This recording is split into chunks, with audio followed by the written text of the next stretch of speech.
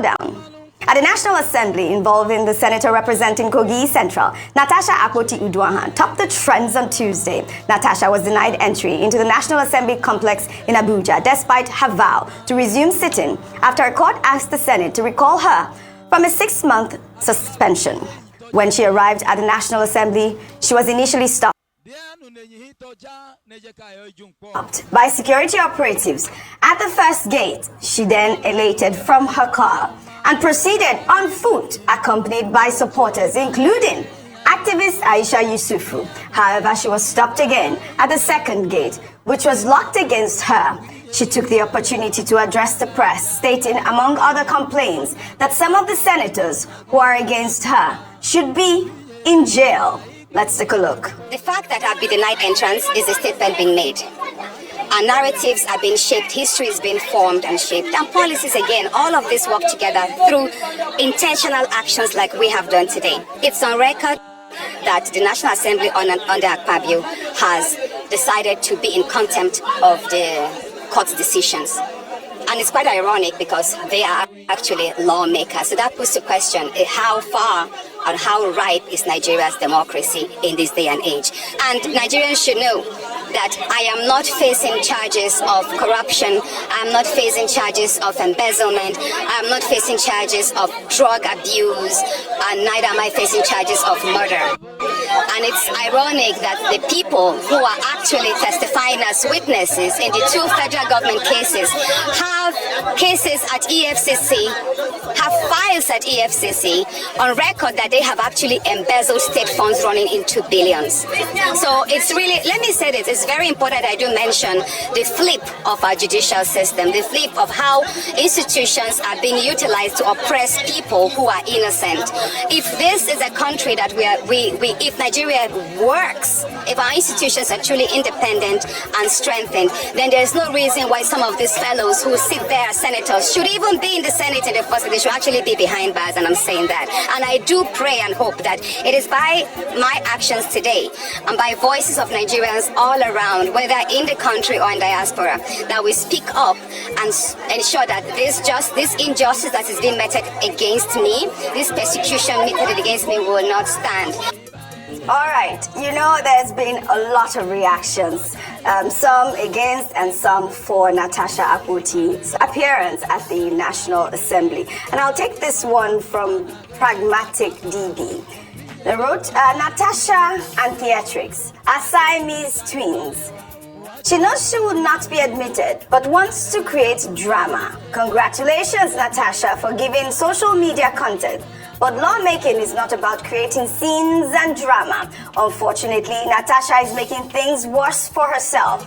Those advising and encouraging her to double down on these types of things, to take this line of action, are her arch enemies.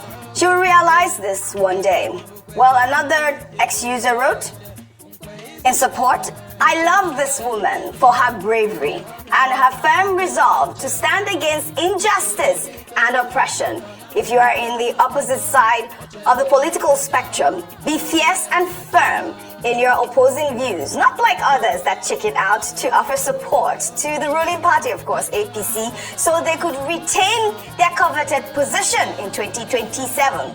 Shades. Such are driven by the for power, not by altruism.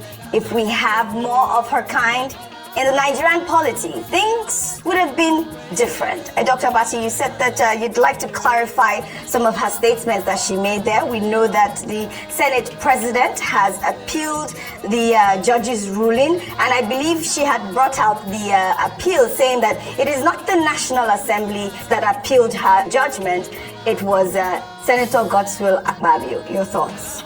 Okay, it seems to me that this whole drama is unfortunate. There's too much theatrics. With one party going on appeal, with another party also threatening to go on appeal. Now, the best place to resolve the matter is in the court of law. It's not in the media, it's not on the streets. However, I think that the whole argument is about the interpretation of the ruling of the court. And we have found ourselves in a situation in this country whereby the ruling of the judiciary is subject to various interpretations. Lawyers will not always agree anyway, but I think that judges need to be very clear in what they say about particular cases. Now, Justice Bitan Yako is a highly experienced justice, but in this particular case, you have Senator Yemi Adaramodu, spokesman of the Senate, saying what the judge said is that she said, in my opinion. And I've said here that there's a difference between what a judge says, by the way, and what is the main substance of the case. Now, we have had judges in this country in the days of Irikefe, Esho, Okuta, Bello, who will go and say, we are activist judges. This is what we say, no matter whose ox is God. But if you look at the CTC, the certified true copy of that statement, the judge talks about Section 60, about A.G. Bendel versus A.G. Bendel versus A.G. Bendel and 20 others versus A.G. Federation and all of that. Section 60, which gives the Senate powers to regulate its own affairs, and just express an opinion about 180 days. And then said, in my opinion, I think you should look at your laws. An activist judge would just say, look, I affirm, I insist, I declare, I direct. Judges give declarative, injunctive, positive orders. In that ruling, there was no declarative or positive order given on that particular matter. So you find lawyers on both sides doing their own interpretation. I thought Yemi said that there was a directive order saying that Natasha had to apologize. No, that's the directive order, which is what we have said is a ratio in this particular case. So even the complainant, even the affected party in this case, she has not apologized. She has not done the newspaper rulings, because there's also some vagueness about who the apology should be directed to. The Facebook satire that Senator Nakutie Uduaghan put out, the main victim is Akpabio and the Senate. Now, again, the judge was very careful, just say, oh, this is contempt to the court. I think our judges need to be more activist, they need to be more assertive, and this is not me criticizing Senator Bitan Yako, but I think the ambiguity in many of these rulings creates a situation whereby, litigants will now start interpreting the law and all of that. But whatever it is, the best place to seek clarity is still the law. All right. It's still the law court, not on the streets. And that brings me to my final point, which is as follows. Senator Natasha Akpoti mobilizing street urchins to storm the national... Street urchin, Dr. Batoya. Well, I saw some people, behaving like street urchins. Okay. Going to the National Assembly, I think it's also wrong. Because within the purview of the law, it amounts to self-help. It amounts to taking the laws into your hands. Right. Whatever the interpretation of the law on either side, it does not lie in your powers to enforce the law. Right. If you see any ambiguity, as I've said, resulting from the nature of the ruling, you go back to the same court. Right. And I think all of us should operate within the purview of the rule of law, not resort to self-help, and not mobilize street urchins to enforce whatever interpretation of the law is. All right, Dr. Vati, talking about this ambiguity, like you have highlighted, the last time I took this story, I believe I quoted Senior Advocate of Nigeria, Femi Falana, and I'll read that quote again, in which he said, he emphasized that the Senate cannot disregard the court's decision, stressing that once a court has delivered a determination, whether by judgment, order, or recommendation, it becomes binding and enforceable under Nigerian law. And this is Senior Advocate of Nigeria. That's the interpretation. Yeah, that's the interpretation of the law. If you put 3 lawyers in the same room, you will have 3 Right, opinions. so we depending cannot, on who their client right, is. Right. But what I'm saying, on this table, we're not going to just say, oh, well, she's wrong or she's right. There's been so many views to this story, and I have just read a very senior advocate of Nigeria, SAN, Femi They cannot who has even said dictate that the law. that the ruling Other senior might be advocates banned. hold different opinions. Correct, that's why I said opinions Yeah, are that's divided. why the judiciary Correct. must be assertive Correct. and be clear. Correct. You're That's right the on that one. argument. Rufai, before I come to you, I know you want to spit fire. In the meantime, Trust me now, you know Lorraine. Go fire. In the meantime, activist Aisha Yusufu vehemently condemned the actions of the police and the Senate, accusing them of unconstitutional behavior and disregard for court orders. She criticized what she described as systemic discrimination against women in Nigerian politics and highlighted the low representation of women in the Senate. Confronting a police officer, she cowards. We aren't cowards. We are here to do the right thing. A senator, a serving senator of the Federal Republic of Nigeria is here on her way in, and you are stopping her.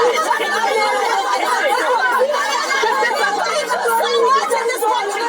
Mothers are burying their children, and the children have a house. They are going to go in there and work, and you dare to stand, and you kill us. That's what terrorists do every day. All right, Aisha Yusufu there. You know that she's such a strong advocate, women's rights advocate. Why are you laughing? A strong street urchin. No, I never said. I said strong advocate. Go ahead, Rufi on fire. With due respect, those that followed Natasha, they were not street urchins. They were bold Nigerians that stood for their convictions and what they believe in. Secondly, I'm here with the CTC and it's clear.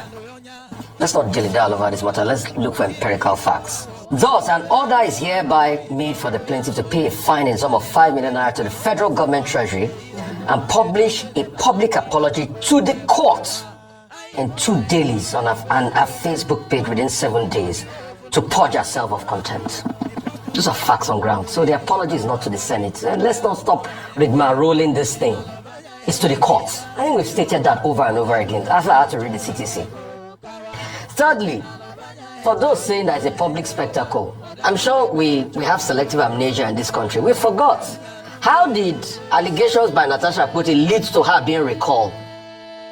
When the other camp was doing the recall process, was that not a public spectacle? Who was the first person to come on this table after that incident happened in the Senate that day? Wasn't it Senator Nwaboye that came to speak in favor of Senator Godswill Akpabio and berated Senator Natasha Akpoti? He sat down on this seat you were sitting that day.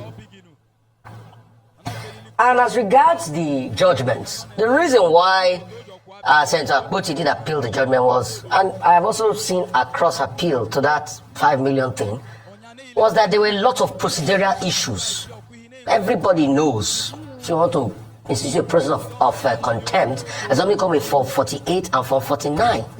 And also, during the process, there had been allegations that the other parts also perpetrated a level of contempt, because the so-called parts where they dogged Senator Akpoti for, for writing the Facebook post, the lawyers representing the other party also wrote some things in the paper where everybody was supposed to go off. And they were speaking the media. They were speaking to the media. In fact, they had more airtime. As Senator Akpoti, they are empirical facts. Let's call a spade a spade. Thirdly, the judgment. The judgment is clear. As if we want to wriggle room and we want to act funny. When we want to do a K, we act funny. The judgment, that same judgment that stated, let's read it together, please. I have the CTC here. I like to talk to facts.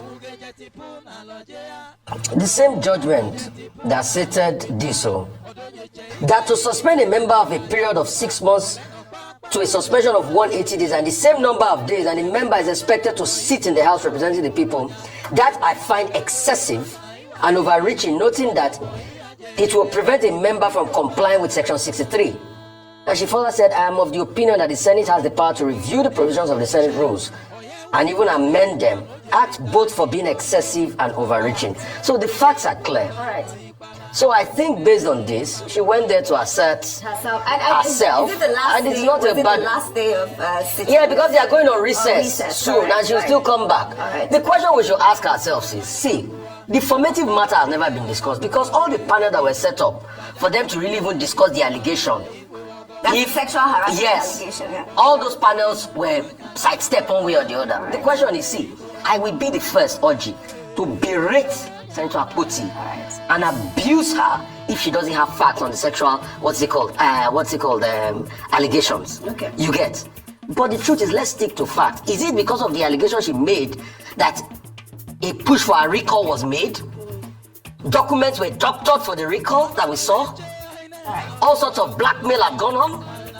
And we're talking about public spectacle here. This is it. Okay, Who so asked for a public spectacle in the first place? we will follow up on the Let's story. I follow would have this loved matter. Mbai's comment, but we have run out of time. I mean, we've said it all. Natasha has gone on appeal to interpret this actual scenario that happened yesterday at the National Assembly. The Senate President, Godswill Akpabio, has also gone on appeal. So I guess when they resume, we'll follow up on the story.